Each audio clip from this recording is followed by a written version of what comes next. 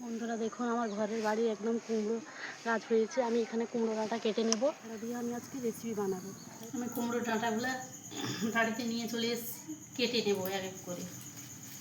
দেখুন আমার সব ডাঁটাগুলো কাটা হয়েছে, এইরকম সাইজের আমি ডাঁটাগুলো কেটেছি।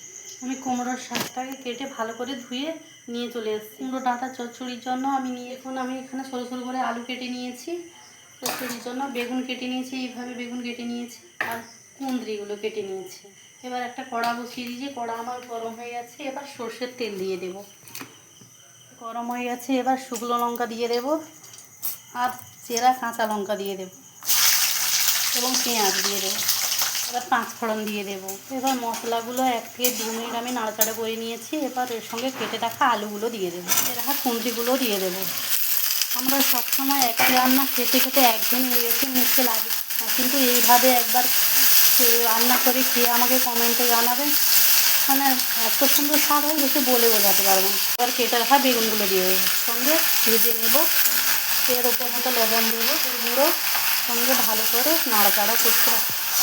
এবার উপর দিয়ে আমি এটা ঢাকনা দিয়ে 2 থেকে 3 বার এরকম ঢাকনা চাপা দিয়ে ভালো করে সবজিগুলো ভেজে নিতে হবে। যারা যারা এখনও আমার চ্যানেলে নতুনবর্তী ভিডিও পেতে তাড়াতাড়ি সাবস্ক্রাইব করে দেবেন, যাতে পরবর্তী ভিডিও দেখার জন্য অসুবিধা না হয়।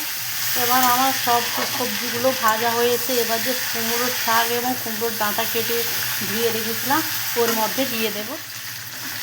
এবং কে কোথা থেকে কোন জায়গা থেকে দেখছেন আমাকে কমেন্টে একটু জানাবেন। 1 চামচ আমি আদা আর জিরে বাটা দেবো, আবার ওপর পাশেই ঢাকনা দিয়ে দেবো। এখন এই আলুগুলো ভালোভাবে সেদ্ধ হয়ে গেছে। আর এই ডাঁটাগুলো সেদ্ধ করার জন্য আমি এখানে জল দিয়ে দিলাম। 1 চামচ আমি পোস্ত বাটা দেবো। দেখুন আমি এখানে জল দিয়ে ভালো করে সেদ্ধ করে নিয়েছি। এবারে আমি চচ্চড়িটাকে ভালো করে নেড়ে দেবো, যাতে লটপটির মতো চলে আসে, দিলে চচ্চড়িটা খেতে ভালো লাগবে। 1 চামচ চিনি নিয়েছি, আপনারা কমও দিতে পারেন, বেশিও দিতে পারেন। এর উপর দিয়ে দেবো গুঁড়ো এবং গোলমরিচের গুঁড়ো। এই রান্নাটা দেখে আশা করি আপনাদের সবারই ভালো লেগেছে। দেখতেই তো পাচ্ছেন কতটা লোভনীয় হয়েছে। একদম একই খাবার সবসময় বারবার খেতে ভালো লাগে। ভালো থাকবেন, সুস্থ থাকবেন, নমস্কার।